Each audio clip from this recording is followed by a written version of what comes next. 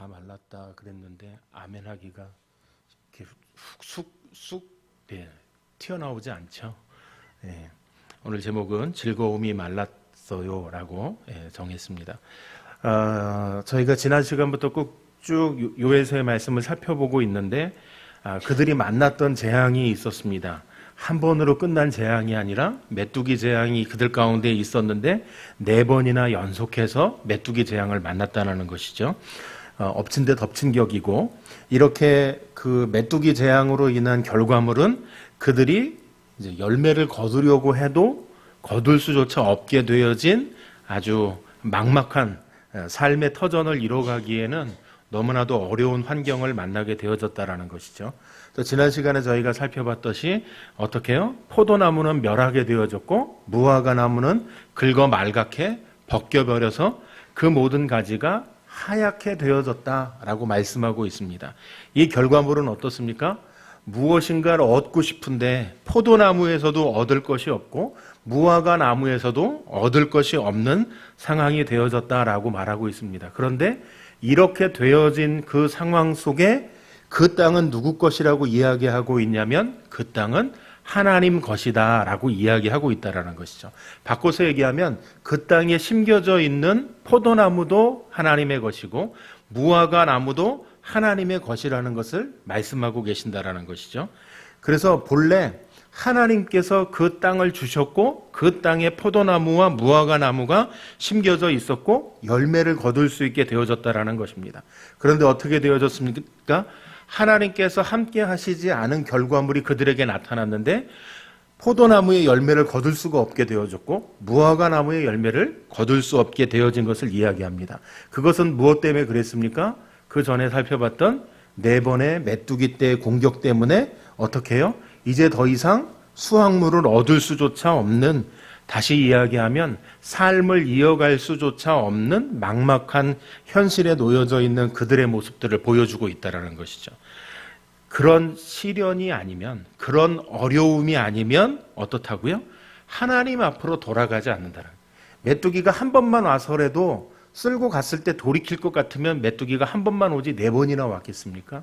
한 번 갖고도 해결이 안 되니까 2번, 3번, 4번. 그래도 4번 만에 돌아왔으니까 4번째에 돌아온 거죠. 만약에 안 그랬으면 어떻게 됐을까요?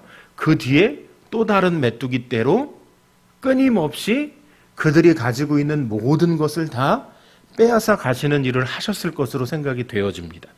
그러니까 그들이 이런 시련, 정말로 절망을 맛볼 수밖에 없는 상황에 놓여지지 않으면 하나님 앞으로 돌아가지 않는다라는 것이죠. 사실은 이런 어려움을 주신 목적, 이런 시련을 주신 목적이 이스라엘 백성들을 멸망시키고 그들을 좌절케 하고 그들을 아주 폭삭 주저앉히려는 목적이 있으신 것이 아니라 어떻게 해요? 그들에게 이런 어려움을 주신 것은 그들을 다시 돌이켜서 그런 어려움을 만났지만 어떻게 해요? 하나님 앞으로 나아올 수 있도록 하시기 위한, 바꿔서 얘기하면 다시 시작할 수 있는 기회를 주시기 위한 어려움이고 고난이라는 것을 말씀하고 있다는 것이죠. 저희가 그 지난 시간까지의 말씀을 이렇게 살펴봤고요. 이제 오늘 저희가 9절 말씀을 읽었는데 이 9절 말씀에 이렇게 기록합니다. 소재와 전제가 여호와의 성전에서 끊어졌고 여호와께 수종드는 제사장은 슬퍼하도다 라고 말하고 있습니다. 소재와 전제가 끊어졌으니까 여호와께 속해져 있는 제사장들이 할 일이 없어진 거죠. 제사를 드릴 일이 사라지게 되어진 거죠.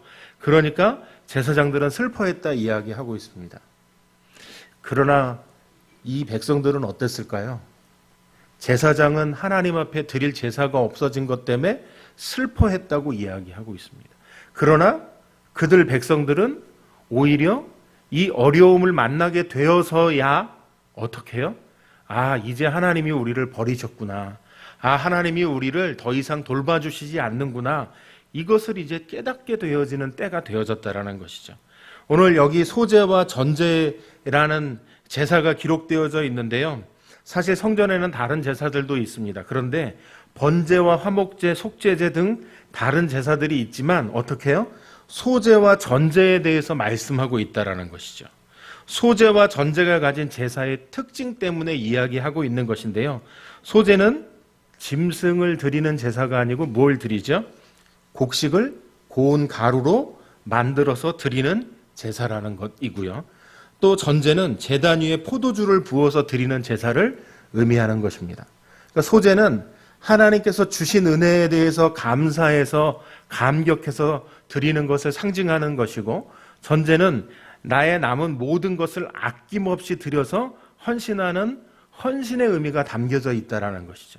이 소제와 전제는 이런 두 가지 의미가 담겨져 있습니다. 그런데 성전에서 드려지는 모든 제사에는 반드시 뭐가 따라야 되냐면 소제와 전제가 있어야 한다는 것이죠. 번제와 화목제 같은 모든 제사는 절대 단독으로 드려질 수 없다라는 것입니다. 소제와 전제를 함께 드려야 하는데 소제와 전제를 빠뜨리고서는 제사를 할 수가 없는 것이죠. 소제와 전제가 빠진 제사는 의미가 없는 것이 되어진다라는 것입니다. 그러니까 진정한 제사가 소제와 전제 없이 드릴 수 있다 없다? 없는 것을 이야기하고 있다라는 것이죠. 그러면 하나님은 왜 모든 제사에 소제와 전제를 반드시 함께 드릴 것에 대해서 말씀하셨는가 하는 것입니다. 그것은 제사가 기쁨과 감사가 넘쳐나게 되어지는 것. 아까 제가 소제를 드리는 이유가 이거라고 말씀드렸죠. 또 한 가지는 어떻습니까? 전제를 드리게 되어지는 것, 나의 남은 모든 것을 어떻게 해요? 아낌없이 드려서 헌신하는 헌신의 의미가 담겨져 있다는 걸 말씀드렸습니다.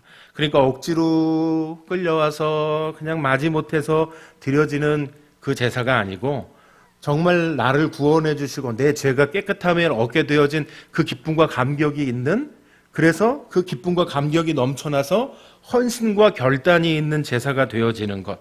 그런데 지금 그들에게 닥쳐진 어려움은 어떤 어려움입니까? 메뚜기가 4번 지나가는 동안에 그들에게서 뭐가 사라졌죠? 곡식이 사라졌습니다.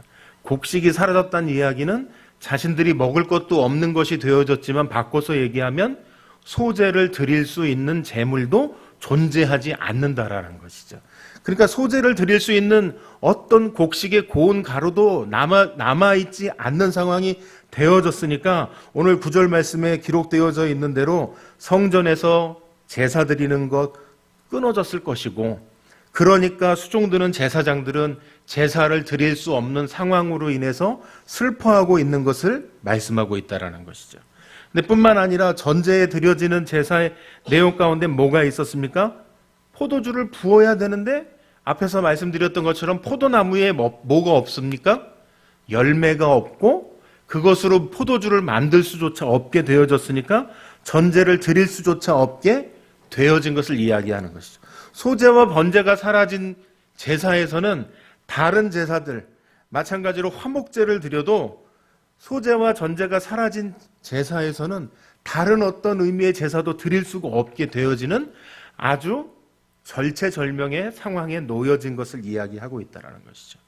그러니까 지금은 메뚜기 때문에 모든 곡식이 사라졌을 뿐만 아니라 포도나무, 무화과 나무의 열매들을 멸하게 되어졌고 껍질이 하얗게 벗겨진 결과물로 인해서 더 이상 열매를 거둘 수 없는, 근데 이 상황이 어떤 상황이 되어졌느냐면 하나님 앞에 제사할 수 없게 되어진 상황이 되어졌다라고 이야기하고 있다는 것이죠.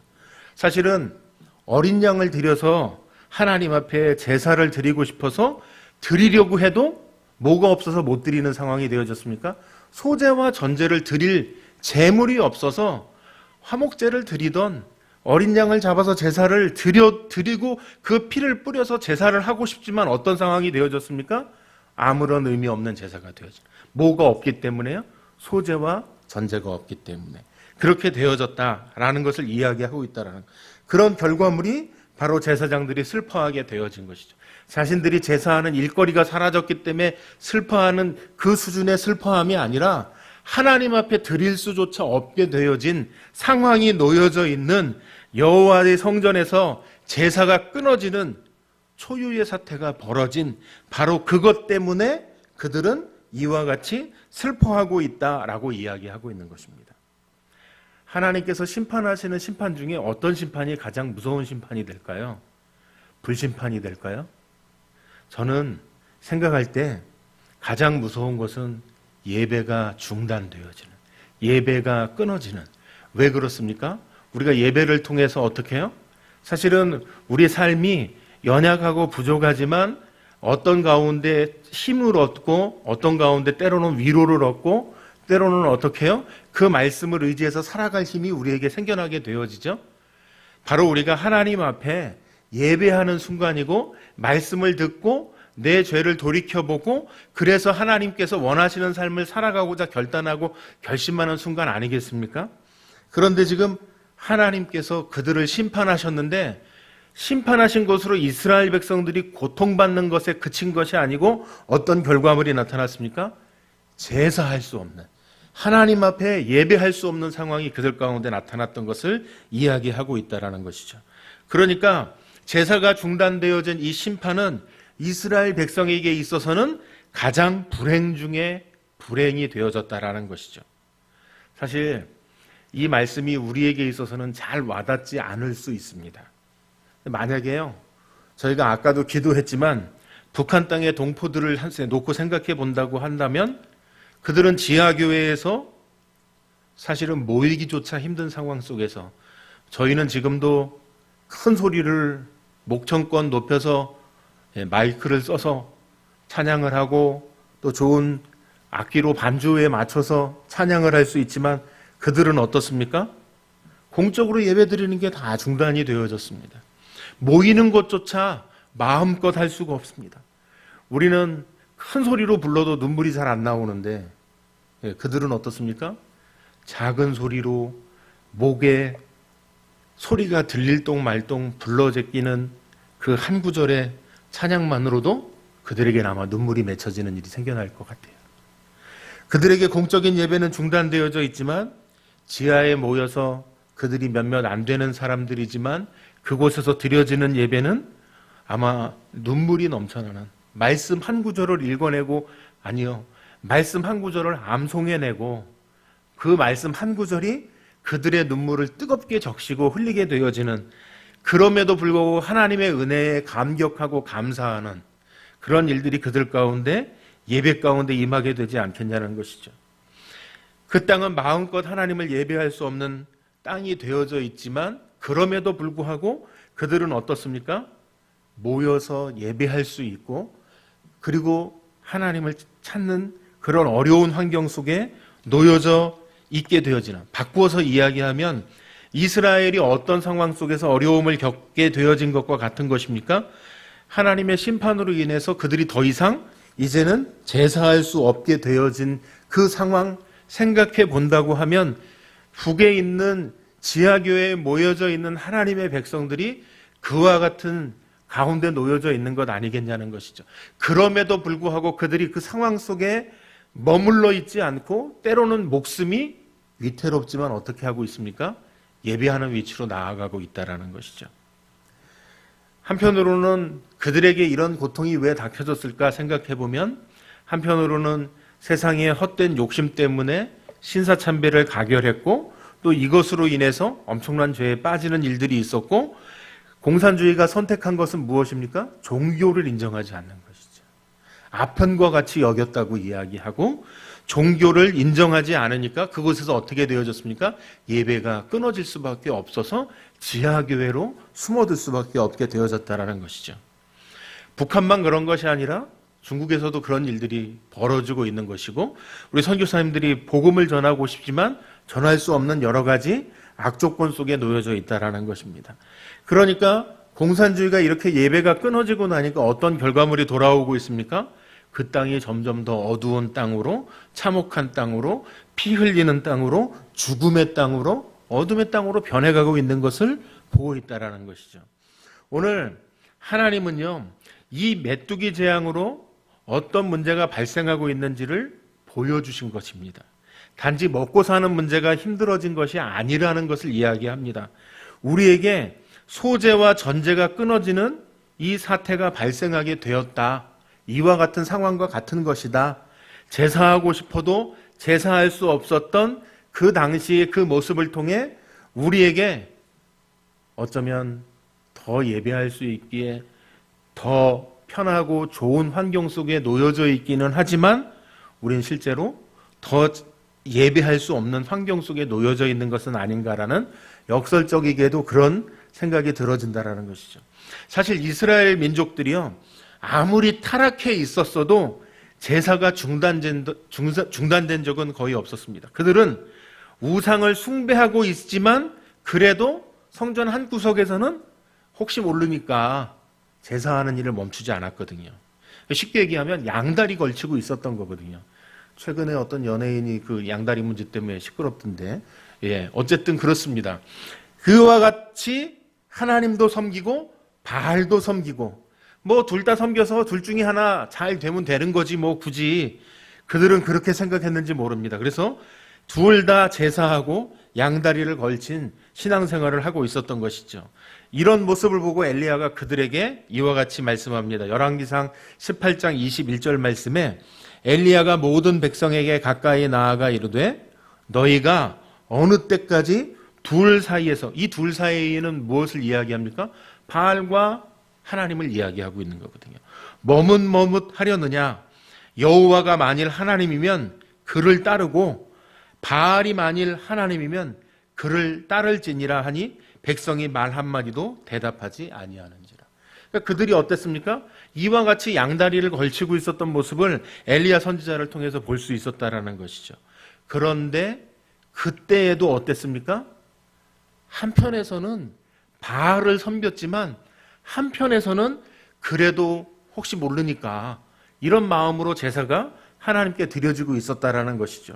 그런데 오늘 요엘 선지자 시대에는 어떤 시대가 되어졌는가 보니까 소제와 전제가 끊어진, 바꿔서 모든 제사가 끊어진 시대가 되어졌다라는 것을 이야기하고 있다라는 것이죠. 정말 제사하고 싶은데 제사를 드려도 소제와 전제가 없는 제사는 의미가 없는 제사가 되어진 것을 말씀하고 있다라는 것이죠.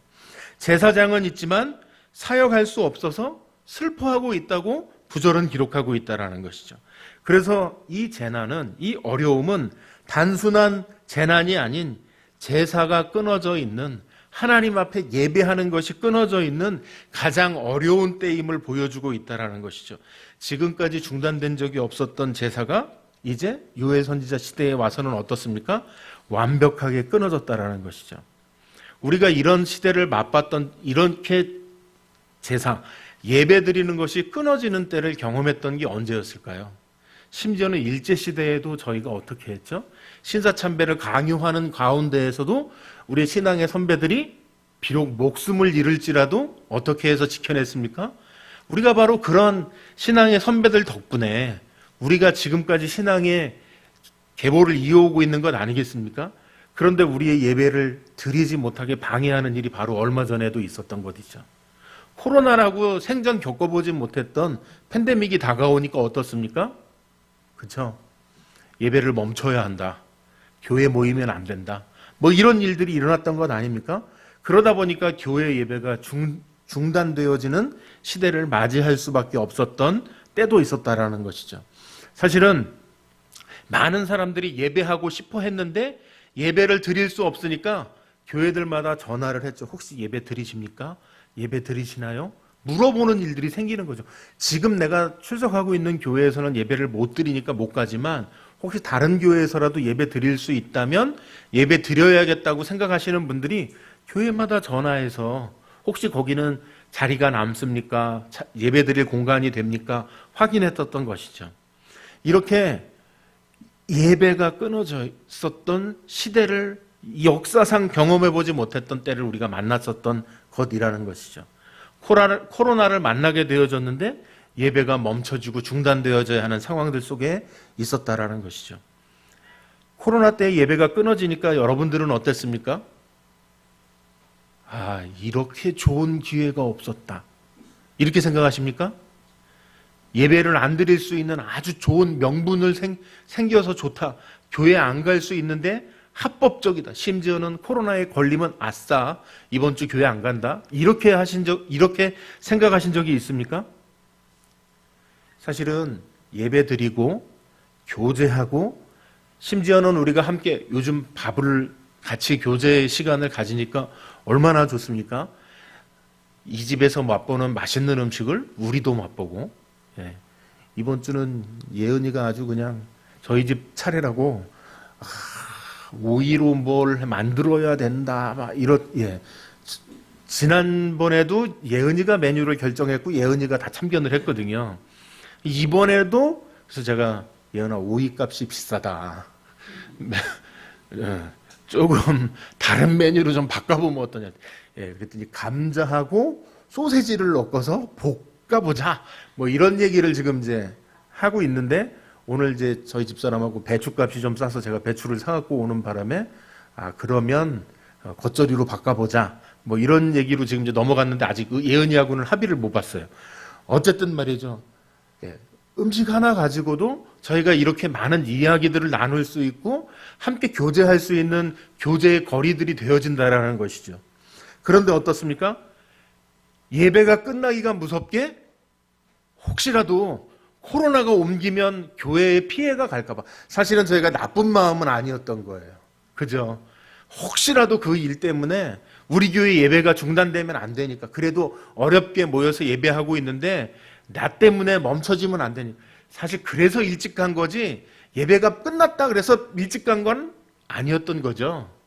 다른 교회는 일찍 가는 이유가 좀 달랐는데 저희는 어쨌든 그랬던 이유 아닌 것으로 저는 알고 있습니다. 어쨌든요, 하나님이 이와 같이 우상 숭배에 젖어 있었던 이스라엘 백성들에게 제사가 끊어지니까 그제야 정신을 차리기 시작했다라는 것이죠. 제사가 드릴 수 없게 되어지니까 이것이 정말 심각한 문제라는 것을 인식하게 되어졌다라는 것이죠. 근데요, 무엇 때문에 그런 인식을 가질 수 있었을까요? 메뚜기가 4번 지나가고 나니까 열매를 거둘래야 거둘 수 없는, 그래서 그들 마음속에 시련이 닥쳐오고 나니까, 먹을 것이 끊겨지고 나니까 그때서야 어떻습니까? 그들 마음속에 간절함이 생겨났다라는 것이죠. 사실은 요엘 선지자의 메시지를 듣고 그래서 그 애들이 죄를 바라보게 되어지고 회개의 자리로 나아가게 되어졌다라는 것이죠. 제사하고 싶은 갈망을 회복할 때 하나님의 회복이 시작될 수 있었다라는 것.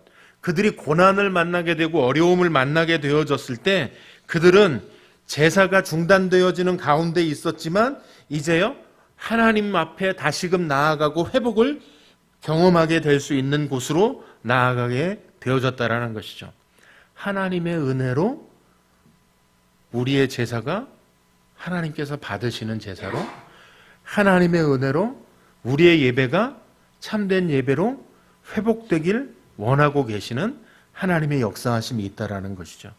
소제와 전제가 끊어지는 것이 아니라 기쁨의 예배에 헌신의 예배가 회복되어지는 역사가 있게 되기를 바랍니다. 오늘 10절에서 12절 말씀에 이렇게 기록하고 있습니다. 밭이 황무하고 토지가 마르니 곡식이 떨어지며, 좋은 얘기는 하나도 없습니다. 새 포도주가 말랐고, 새 포도주가 있을 수가 없죠. 열매를 거둔 게 없으니까. 기름이 다하였도다. 농부들아 너희는 부끄러워할지어다. 포도원을 가꾸는 자들아 곡할지어다. 이는 밀과 보리 때문이라 밭의 소산이 다 없어졌음이로다. 포도나무가 시들었고 무화나무가 말랐으며 석류나무와 대추나무와 사과나무와 밭의 모든 나무가 다 시들었으니 이러므로 사람의 즐거움이 말랐도다 라고 말씀하고 있습니다. 전에 유초등부 아이들한테 물어보니까요, 저희가 어렸을 때, 저희가 초등학교 6학년 때 저희 집이 이게 가세가 확 기울면서 밥 먹을 때거리가 마땅치 않았던 적이 한 번 있습니다. 한 1년 가까이 그랬던 적이 있는데요. 고구마 감자를 좀 먹은 적이 있어요. 그래서 제가 밥 먹을 게 없었던 적이 있었던 것을 설명했는데 아이들이 듣고 나서 저한테 한 말이 있습니다. 뭐라고 했을까요? 네, 라면 끓여 먹으면 된다는. 그 라면이 있었으면 우리가 감자와 고구마를 먹었을 리가 없다라는 걸 설명을 하는데 너무 힘들었습니다. 아니 그걸 왜, 요즘 애들 같으면 이렇게 대답했겠죠. 햇반 전자레인지에 데펴 먹지 왜 밥이 없어요. 아마 그랬을지 모르겠어요. 그런데 마찬가지였던 것이죠. 이 시대에 말랐고 떨어졌고 무엇 하나 존재하지 않게 되어졌는데 말씀은 누구를 향해 말씀합니까? 농부들을 향해. 밭은 황무하고 토지는 말라버렸다고 이야기하고 있습니다. 곡식을 심었지만 곡식이 열매를 맺지 못하는 것이고 그냥 떨어져 버리고 있다는 것이죠. 열매를 맺을 수 없는 것. 그러고 보니까 최근에 과일 가격이 막 상승해가지고 채소도 저희가 오이 메뉴를 했다가 바꾸게 된 것도 이 가격이 급등한 것 때문이 아니겠습니까? 아마 이 당시에는 이것보다 더 심각했던 것 같고요. 어쨌든 포도주도 말랐고 기름도 다 떨어졌다라는 것. 농부들을 향해서 너희는 부끄러워하라고 말씀하고 있습니다. 포도원을 가꾸는 자들을 향해서 곡할지어다라고 말씀하고 있습니다. 그 이유는 밀과 보리 때문이라고 말씀합니다. 밭의 소산이 다 없어졌기 때문이고 포도나무가 시들었고 무화과 나무가 말랐고 석류나무, 대추나무, 사과나무, 밭의 모든 나무가 다 시들었다고 이야기하고 있습니다. 그래서 어떻게 되어졌는가? 사람의 모든 즐거움까지 다 말라버렸다라고 말씀하고 있다라는 것이죠. 말씀을 보시면 요엘 선지자가 그들의 죄악을 먼저 지적하지 않았습니다. 먼저 그들이 만난 참혹한 현실을 보게 만들었다라는 것이죠. 그럼 왜 이렇게 요엘 선지자가 했느냐? 사실은요, 회개하라고 이야기해도 그 말씀을 듣고 돌이키지 않는다라는 것이죠. 죄를 이야기하면 아무도 듣지 않으려 하기 때문에 그렇다라는 것입니다. 그렇게 해서 어떻게 되어졌습니까? 그들이 만난 그들의 현실, 정말로 비참하기 그지없는 현실, 먹을 것이 없고 제사할 수 없는 그들의 현실을 볼 수 있게 만들었던 이야기들을 하고 있다라는 것이죠. 그들에게 있어서 지금 여기에 언급되어져 있는 것이요, 다 그들에겐 정말 소중하게 여겨졌던 보물이었습니다. 그러고 보니까 기후가 막 변하는 것 때문에 사과는 경북 사과가 알아주는 최고의 사과였는데 지금은 다 강원도로 올라오고 있다고 그러더라고요. 세월이 좀 더 지나면 아마 이북에서 수입해야 되지 않을까. 사과는 그렇게 변해가고 있는 것 같아요. 오징어도 어떻습니까? 동해에 나가서 그냥 저희 어렸을 때는 10,000원어치 사면 이렇게, 지금은 부부 한 쌍이 10,000원 이렇게 시장에 써 있더라고요. 부부 한 쌍에 10,000원도 싼 거라고 그러시더라고요. 얼린 거 녹여놓은 게 10,000원이라고. 그러니까 생물은 더 비싼 거예요. 어쨌든 이렇게 점점 더 북쪽으로 올라가서 오징어도 추운 곳으로 가야 이제 잡을 수 있게 되어지고, 우리나라 연해에는 근해에는 어떻게 해요? 점점 수온이 올라가서 잡히지 않는다라고 이야기하죠. 그 중에 하나가 뭡니까? 흔하디 흔한 명태 아닙니까? 명태. 우리 동해어장에서 흔하게 잡혀서 명태, 생태, 또 뭐 있었죠? 이름이 말리면 북어, 황태, 노가리, 명태 새끼까지. 근데 요즘은 노가리 먹으면 안 된다고. 그런데 어쨌든 이런 다양하게 활용할 수 있었던 이유가 뭐였습니까? 흔하게 잡혔으니까. 그런데 지금 흔하게 잡히나요? 명태는 다 어디서 오냐면 요즘 러시아에서 오고 있습니다. 이게 러시아 건지 일본 건지 모르겠는데 어쨌든 다 러시아에서 오고 있다라는 거. 환경이 변하게 되어져서 이제 우리가 얻을 수 있는 것조차 바뀌어져 가고 있는 이 참혹한 현실이 어쩌면 우리에게 이 이스라엘 요엘 선지자가 만났던 시대와 같이 우리 시대에 도래할 미래의 모습인지도 모르겠다라는 생각이 들어집니다. 어쨌든 지금 여기에 언급되어져 있는 이 모든 것들은요, 그들에게 있어서 소중하게 여겨지는 보물들을 잃었다라는 것이죠. 그런데 이 모든 것들을 잃어버리고 나서야 이제 뒤늦게 소 잃고 외양간 고치는 격이 되어졌다라는 것이죠. 그래서 선지자는 그들의 죄부터 말씀하지 않고 그들이 만난 비참한 현실부터 이야기하면서 그들이 깨닫게 되어지기를 바라고 있는 것이죠. 엄청난 시련을 만나서, 완전히 절망을 만나서 이제 더 이상 어떻게 해볼 수조차 없는 그때에 눈물로 그들이 나아가게 되어지는 것입니다. 오늘 우리는 어떻습니까? 아직 힘이 남아있으니 좀 괜찮다. 아직 견딜만하니 괜찮다. 아무 문제 없는 것 같으니 괜찮다. 이렇게 생각하고 계십니까? 근데 사실은 우리의 모습도 참혹한 현실을 보여주고 있다라는 것이죠. 어제도 보니까 뭐 방사포를 뭐 쐈다고 그래요. 누가 쐈습니까? 김정은이 쐈지 않습니까? 사실은 우리나라는 전쟁이 잠시 멈춰져 있는 나라라는 것이죠. 끊임없이 무엇이 날아다니고 있습니까? 미사일이. 동해로. 예. 일본도 주목해서 보고 있는 상황이 되어졌습니다. 사실 오늘 전쟁이 다시 일어난다고 해도 전혀 이상할 것이 없는 나라라는 것이죠. 이와 같이 그 미사일에 뭘 달겠다고 이야기하고 있습니까? 우리나라에서 일어나는 전쟁은 핵전쟁이 되어질 확률이 높다. 그리고 지금 일어나고 있는 러시아나 이런 중동에서의 이런 전쟁과는 다르게 시작하면 바로 핵전쟁이 될 수밖에 없는 그런 위험이 도사리고 있다라고까지 이야기하고 있다라는 것이죠. 경제 상황은 어떻습니까? 최근 몇 년 중에 가장 어려운 시기라고 이야기합니다. 예, 물론 지난 겨울에 과일 중에 귤을 좀 많이 드셨나요? 귤 먹기 힘들어지셨죠. 귤 농사도 제대로 안 될 뿐더러, 그쵸? 날이 온화해져 가지고. 근데 원래 제주도에서 귤이 나는 건 온화한 것 때문에 나은 것, 그 농사를 짓는 것 아니었나요? 그럼 더 온화해졌으면 제 생각엔 귤이 더 잘 나와야 될 것 같은데, 귤이 물러져서 예, 상품 가치가 없게 된 귤들만 나와서 귤 값도 상승했다라고 이야기하더라고요. 그러니까 귤 값이 올랐는데 귤을 못 먹으니까 대체 과일로 사람들이 사과를 선택했는데, 사과도 작년에 어떤 일이 벌어졌죠?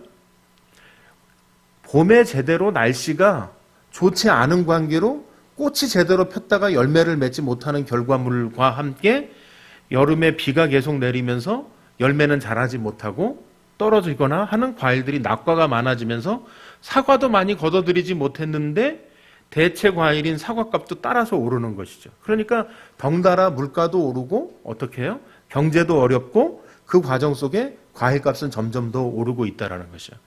다행히 대통령이 사과를 좋아하신다고 하니까 농협에는 사과값이 떨어졌다고 이야기하더라고요. 사과를 필요하신 분들은 농협에 한번 가보시기를 바랍니다. 대파값도 농협은 내렸다고 이야기하더라고요. 4,000원에 가까웠었던 대파값이 875원에 거래된다니까 한번 가보시기를 바랍니다. 제가 농협에서 나온 건 아니고요. 어쨌든 이렇게 되어진 결과물들이 어떻습니까? 건설 경기는 아파트 지을 거 다 지어서 이제 더 지을 데 없다. 내놓으라 하는 대기업들도 뭐라고 이야기합니까? 이제 건설 경기 식었다라고 이야기하고 있습니다. 제 주변에 건설과 관계된 쪽에서 일하시는 집사님, 장로님들이 공통된 얘기가요.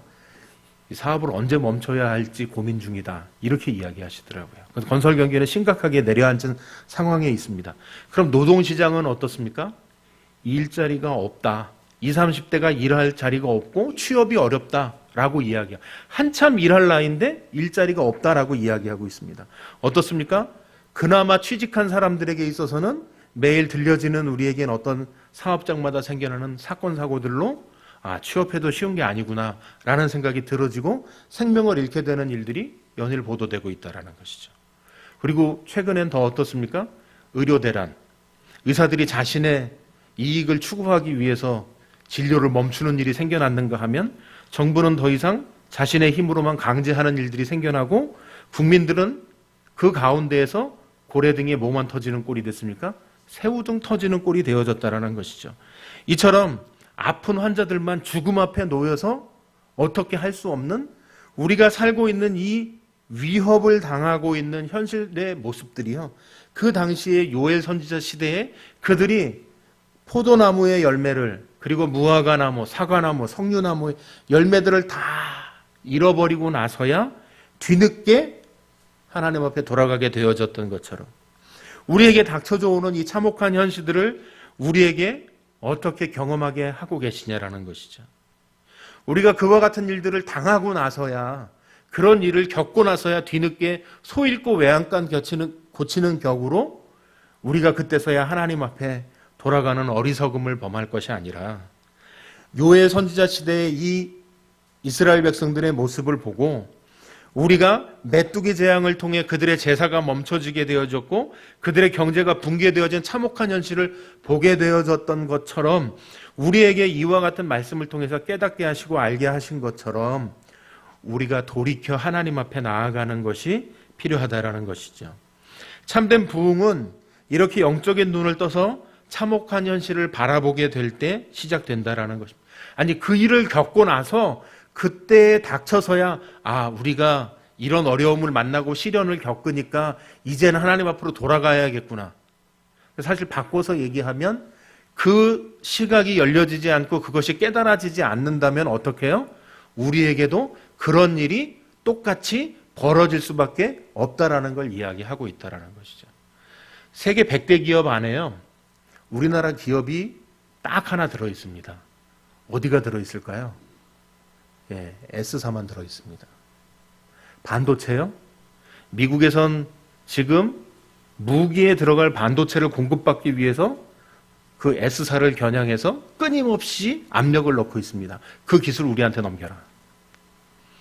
사실 우리의 먹거리를 주장하고 있는 S사에서 그 가지고 있는 기술들이 굉장한 기술들인 거거든요. 근데 어떻습니까? 중국은 우리를 쫓아오고 있는데 거의 차이가 없습니다. 심지어 얼마 전까지는 자동차 시장에 전기 자동차는 테슬라가 세계 판매 1위였습니다. 지금은요, 중국의 비아드라는 회사의 자동차가 전기 자동차는 판매 1위입니다. 국내에도요, 버스 시장에는 벌써 현대 전기 자동차를 넘어서는 판매고를 자랑하고 있습니다. 군산인가 어디에 공장 짓는다는 얘기가 들려지더라고요. 곧 어떻게 되겠습니까? 국내에도 중국산 전기 자동차가 들어오는데 휘발유차보다 더 싼 가격에 공급할 계획을 가지고 있다고 이야기하더라고요. 2천만 원 초반대에 공급하겠다 그러는데 아마 그러면 다 전기차로 바꿔 탈 것 같아요. 물론 배터리는 좀 성능이 떨어지는, 쉽게 설명드리면 망간전지, 보통 우리가 1.5V짜리 전지 쓰고 있는 거 AA짜리 있지 않습니까? 이 망간전지는 좀 싼 건전지라면 저희가 잘 아는 알칼라인 전지는 좀 비싼 전지잖아요. 이런 알칼라인 전지 같은 전지는 우리나라가 삼성, LG, SK 이런 곳에서 잘 만들고 있습니다. 그런데 저가품은 중국이 훨씬 더 잘 만들고 있는 거고, 더 중요한 건요, 원자재는 다 중국에 있습니다. 우리도 중국이 교류를 끊으면 더 이상 전지를 생산할 수 없는, 얘기가 잠깐 겉으로 갔지만 다시 돌아오면 세계 무대는 점점 우리한테 이렇게 어려운 환경 속에 대한민국이 처해 있다는 걸 보여주고 있음에도 불구하고 우리는 여전히 요엘 선지자 시대의 그 모습이 우리에겐 도래하지 않을 것 같고 닥쳐올 것 같지 않은 생각 속에 살아가고 있다는 것이죠. 그러나 어떻습니까? 하나님께서 참된 부흥을 주시기 전에 참혹한 현실을 바라보게 하신다라는 것. 그들이 겪었었던 그 어려움이 우리 가운데 닥쳐지게 되어지기 전에 우리에게 요엘 선지자 시대를 통해서 그 황무했던 벌판과 같이 무너져 내렸던 경제 상황들이 나타나게 되어졌던 그때를 돌이켜보는 그런 모습들을 보게 하신 그것을 우리가 돌이켜보는 것이 필요하다는 것이죠. 아버지 품을 떠난 자신의 뜻대로 마음대로 살았던 탕자가 언제 아버지 품으로 다시 돌아오게 되어졌습니까? 그가 가지고 있었던 모든 재산을 탕진한 후에 자신이 처해져 있는 돼지 쥐엄 열매를 먹고 있는 자신의 참혹한 모습을 보게 된 그때에 아버지 집에 돌아갈 때엔 그곳에서 내가 마음을 품게 되어지는 일이, 돌아갈 마음을 품게 되어지는 일이 자신의 참혹한 현실을 보게 돼서야 생기게 되어졌다라는 것이죠.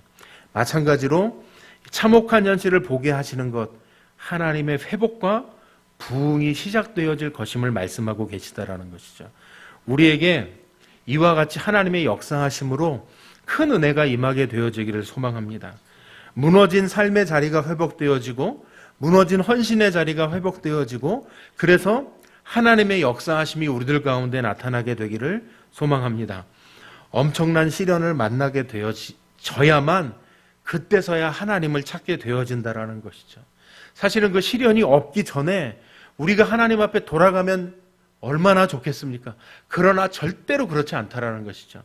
어떤 집사님과 잠깐 이야기를 나눴는데 자기는 지금 살고 있는 삶이 너무 행복하다라는 거예요. 왜 행복하십니까? 물어봤더니 자기는 아들, 딸 구별 말고 하나씩 잘 낳아서 공부를 잘하건 못하건 어쨌든 우리 아들과 딸이 사고 안 치고 학교 잘 다니고 있어서 너무 감사하다는. 자기도 회사에 돈은 많이 못 벌지만 그래도 열심히 가서 일할 수 있는 직장이 있어서 감사하다고 이야기하더라고요. 더 중요한 것은 여우 같은 부인이 있어서 자기는 너무 행복하다고 이야기하더라고요. 근데 중요한 건요, 신앙생활은 적당히 하겠다고 이야기하시더라고요. 그래서 제가 이야기하기를 엄청난 시련이 다가온 뒤에서야 깨닫고 열심을 품으시겠습니까? 아니면 지금 열심을 품으시겠습니까? 그런데 그분은 이렇게 말씀하시더라고요. 지금이 행복하다니까요. 예, 지금이 행복하다고 이야기하고 계신 거예요. 제가 그래서 더 이상 말씀을 드리진 않았습니다. 만약에 직장을 잃는다면 그 행복이 유지가 될까요? 자녀 중에 한 녀석만 비행의 길로 가면 그 행복이 유지가 될까요? 지금 여우 같은 아내가 있다고 이야기하지만 그 여우 같은 아내가 아프기라도 한다면 그 행복이 유지가 될까요? 제가 이 말씀을 집사님께 드리지 못했습니다. 그러나 어떻습니까? 그런 일이 닥쳐져서야만 그때서 뒤늦게 하나님 앞으로 돌아갈 생각을 하게 되어진다는 것이죠. 우린 여전히 뭐라고 이야기하고 있습니까? 지금이 행복하다니까요. 저희는 지금이 행복하다고요, 정말. 하나님의 말씀대로 사는 것보다, 하나님의 말씀에 순종하고 사는 것보다, 예배 한 번 더 드리는 것보다, 성경 한 번 읽는 것보다 지금 이 순간이 우리에게 더 행복하다니까요. 이렇게 이야기하고 있는 것이 사실은 그 집사님이 아니고 바로 저라는 거죠. 지금 내가 행복하다니까요. 하나님 앞에 이렇게 답변을 하고 있다라는 것이죠. 정말 만나야 할 하나님, 그런데 정말 만나야 할 그 하나님을 만나기는커녕 내가 원하는 하나님을 만나고 있는 거죠. 돈이라는 하나님, 행복이라는 하나님, 마약이라는 하나님, 도박이라는 하나님, 심지어는 어떻습니까? 그런 하나님 아닌 것들을 하나님으로 대체물로 채운 인생으로 그것을 하나님인 줄 알고 찾고 살아가고 있게 되기 때문에 그렇다는 것입니다.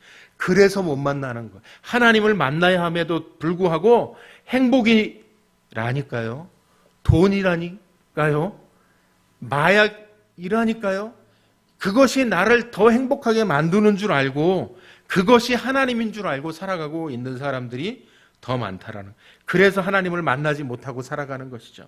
그러나 사람들은 뒤늦게 돌아옵니다. 뭐가 마르면요? 즐거움이 마르면 그땐 하나님을 찾게 되어져 있습니다. 엄청난 시련 속에서 난 지금 행복합니다 라고 말했지만 그 행복이 말라버리면, 그 즐거움이 말라버리면 그때서 가서야 하나님 하고 찾게 되어진다는 것이죠. 사람들의 즐거움이 말라버린 이때 하나님께서 그 즐거움을 말라버리게 하시기 위해 일하고 계신다. 이렇게 말씀을 드리면요, 이 겁줘가지고, 그쵸? 막 겁줘가지고 그 교회 안 나오면 아플 거야.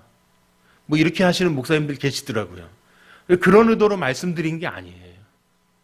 요엘 선지자 시대에 이랬으니까 우리에게도 닥쳐질 수 있다라는 걸 생각하고, 그리고 실제로 우리가 어떻습니까? 과거보다 지금 신앙생활에 있어서 더 열심과 열정을 품고 살아간다면 문제될 게 없습니다.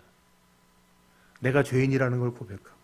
근데 사실은 우리는 거룩한 양, 행복한 양, 나 자신조차 내가 나를 속여가며 살아가고 있는 모습들 가운데 있다라는 것이죠.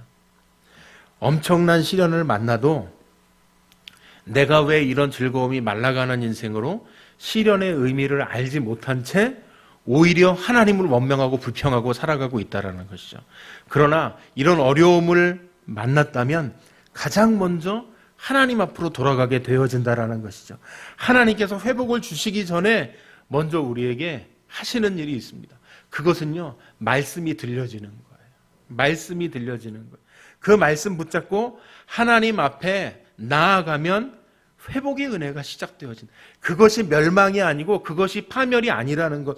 오늘 메뚜기 떼가 요엘 선지자 시대에 이스라엘 백성들에게 닥쳐졌을 때 하나님께서 이걸로 너희들이 끝장을 봐, 이런 것이 아니었고 이것을 통해 자신들을 돌이켜보고 하나님 앞에 나오기를 원하셨던 것처럼 사실은 참혹한 현실을 보게 되어지는 것, 그 순간이 참된 부흥이, 참된 신앙의 회복이 시작되어지는 때라는 것.